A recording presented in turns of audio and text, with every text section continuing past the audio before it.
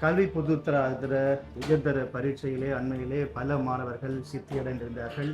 அந்த வகையிலே யாழ்ப்பாணம் தீவக பகுதியைச் சேர்ந்த ஒரு மாணவி யாழ் மாவட்டத்திலே முதலாவது இடம் பிடித்து சாதனை பண்ணியிருக்கிறாங்க. இதில் முக்கியமான விடயம் என்னென்று சொன்னால், அவங்களோட அம்மா எனக்கு அருகில் இருக்கிறாங்க, அந்த தங்கச்சி இருக்கிறாங்க.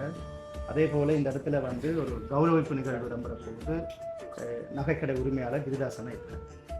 இதில் மிக பிரதானமான விடயம் என்று சொன்னால், இந்த அம்மா ஆரம்ப காலத்தில் இந்த தங்கச்சிக்கு 10 மாதமாக இருந்த பொழுது தந்தையார் இறந்து விட்டார். நாங்கள் நிற்கின்ற இடம் இலங்கை யாழ்ப்பாணம் நியூ லலிதா நகை மாளிகையில் கிரிதரன் அண்ணா உரிமையாளர் கிரிதரன் அண்ணா இருக்கிறார். வணக்கம். அதே போல் தங்கச்சி உங்களோட பேர் என்னம்மா?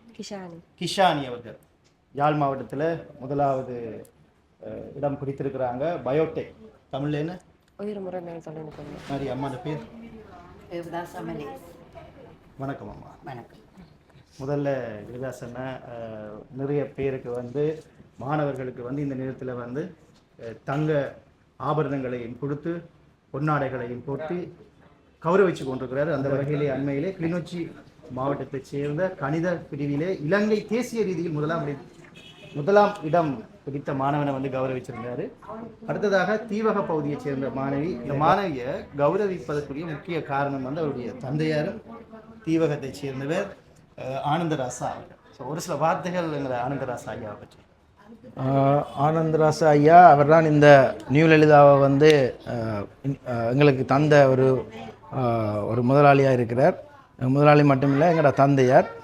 முக்கிய காரணம் அவர் தீவகம் மண்கும்பான் வேலனையை சேர்ந்தவர். முக்கியமாக இந்த பிள்ளை அந்த ஒரு பின்தங்கின இடம். இப்போ அப்பா தொழில் செய்கிற காலத்தில் மண்கும்பான்லேருந்து யாழ்ப்பாணத்துக்கு தொழில் செய்ய படகுல தான் போவார். சைக்கிளை தூக்கி படகுல போட்டு படகுலேருந்து வந்தார். பிறகு மோட்டார் பைக் வாங்கின காலத்தில் மோட்டார் பைக்கில் இந்த பண்ணப்பாலத்தில் படகுல போட்டு அதுக்கப்புறம் இங்கே இரவு திருப்பி அதே படகுல இரவு 10-11 மணிக்கு தான் வீட்டை வருவாராம்னு சொல்லி கேள்வி. ஏனென்றால் எங்களோட அப்பாவும் 87, நான் பிறந்து 3 மாதத்தில் அவரும் இல்லை.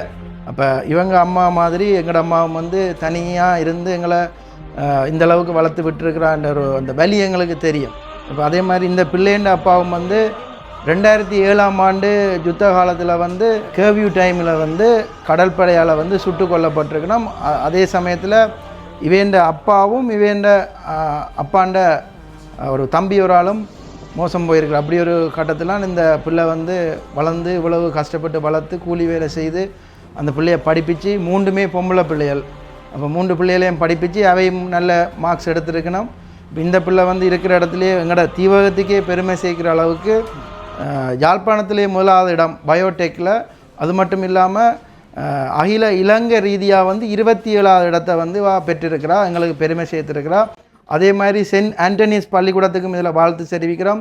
என்ன காரணம்னா, சென்ட் ஆண்டனிஸ் பள்ளிக்கூடத்தில் இவா எப்படி ஒரு முதன்மை இடத்தை பெற்றிருக்கிறாவோ அதே மாதிரி அங்கே நிறைய பேர் 4வது 5வது இடமெல்லாம் 2வது 5வது இடமெல்லாம் பெற்றிருக்கணும். வாழ்த்துக்கு டியூஷன் சென்டர் ஒன்று இருந்திருக்கு. அவை கிட்டத்தட்ட 85-90 பிள்ளைகளுக்கு படிப்பிச்சிருக்கணும். அவையும் ஒரு முக்கிய காரணம். நான் டெக்னா காலேஜுக்கு வாழ்த்து தெரிவிக்கிறேன். யாழ்ப்பாணம் வீரசிங்கம் 3வது மாடியில் இருக்கிற டெக்னா காலேஜுக்கு வாழ்த்து தெரிவிக்கிறோம். அம்மாவுக்கும் மிக முக்கியமான வாழ்த்தை தெரிவிக்கிறோம். ஏண்டா அப்பா இல்லாமல் 3 பொம்பளை பிள்ளைகளை வளர்க்குற கஷ்டம் எங்களுக்கு அது கண்டிப்பாக தெரியும். அந்த இதெல்லாம் வளர்ந்துருக்கிறோம். அவள் 10 மாதத்தில் அப்பாவை இழந்திருக்கு. அப்பாவே தெரியாது என்ன மாதிரி தான். ஸோ அவள் கண்டிப்பாக ஒரு சப்போர்ட் நாங்கள் எங்கள் மூலமாக செய்யணும். தொடர்ந்து மேலே அதிகமாக படிக்கிறதுக்கு நாங்கள் வாழ்த்துக்களை தெரிவிக்கிறோம். வணக்கம் கிஷானி. ஓகே, உங்களுடைய பாடசாலையின் பேர்?